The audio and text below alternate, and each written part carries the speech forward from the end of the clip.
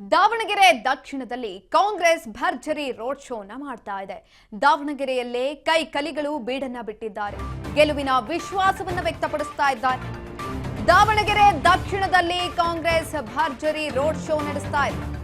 ದಾವಣಗೆರೆಯಲ್ಲೇ ಬೀಡನ್ನ ಬಿಟ್ಟಿದ್ದಾರೆ ಕೈ ಕಲಿಗಳು. ಸಮರ್ಥ ಶಾಮನೂರು ಪರ ಸಿಎಂ ಸಿದ್ದು ಅಬ್ಬರದ ಪ್ರಚಾರ ಮಾಡ್ತಿದ್ದಾರೆ.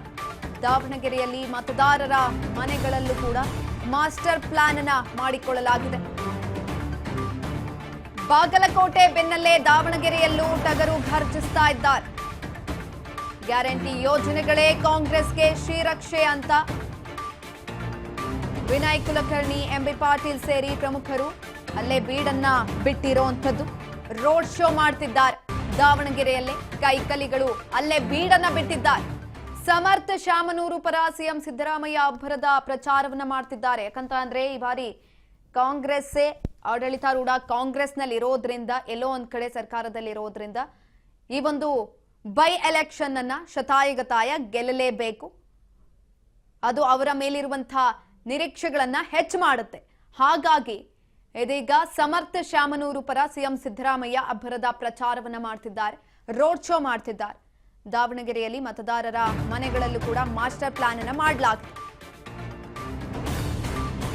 ತುರ್ತುಘಟ್ಟ, ಚರಮಗೊಂಡನಹಳ್ಳಿ, ನಾಗನೂರು ಗ್ರಾಮದಲ್ಲಿ ರೋಡ್ ಶೋ ಮಾಡಲಾಗ್ತಾ ಇದೆ. ದಾವಣಗೆರೆಯಲ್ಲಿಂದು ನಾಳೆ ಸಿಎಂ ಸಿದ್ದರಾಮಯ್ಯ ಪವರ್ ಶೋ ಮಾಡ್ತಿದ್ದಾರೆ. ಗಾಳಿ ಬಿಸಿಲು ಏನನ್ನು ಕೂಡ ಲೆಕ್ಕಿಸ್ತಾ ಇಲ್ಲ.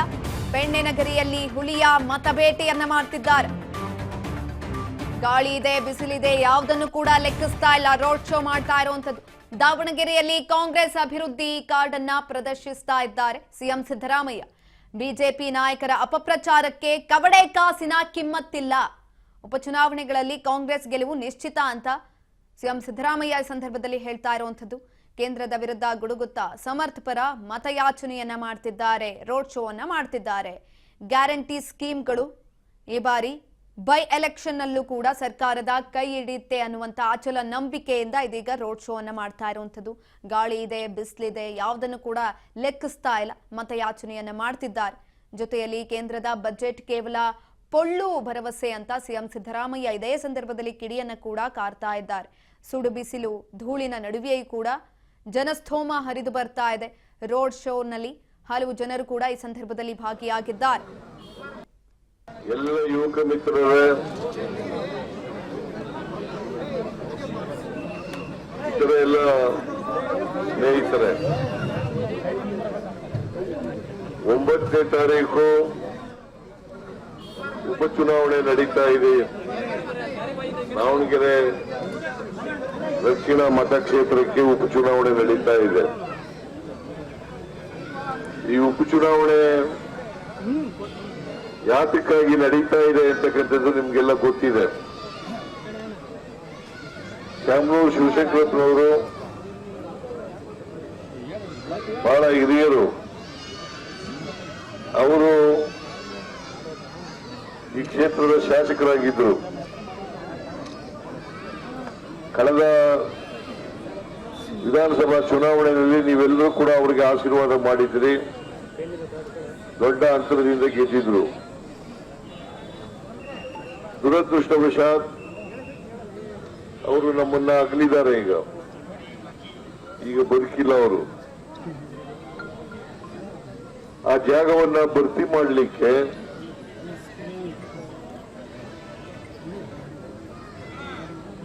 ನಾವು ಸಮರ್ಥ ಅವರನ್ನ ಕಾಂಗ್ರೆಸ್ ಪಕ್ಷ ಅಭ್ಯರ್ಥಿಯನ್ನಾಗಿ ಮಾಡಿದೆ. ಅವರ ಮೊಮ್ಮಗ ಅಭಿವೃದ್ಧಿ ಮಾಡ್ತೇವೆ ಅಂತಕ್ಕಂಥ ಮಾತುಗಳನ್ನ ಹೇಳ್ತಾ ಇದ್ದಾರೆ.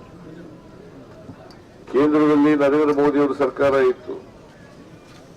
ಇಲ್ಲಿ ಬಿಜೆಪಿ ಸರ್ಕಾರ, ಯಡಿಯೂರಪ್ಪನವರ ಸರ್ಕಾರ, ಬಸವರಾಜ ಬೊಮ್ಮಾಯಿ ಅವರ ಸರ್ಕಾರ.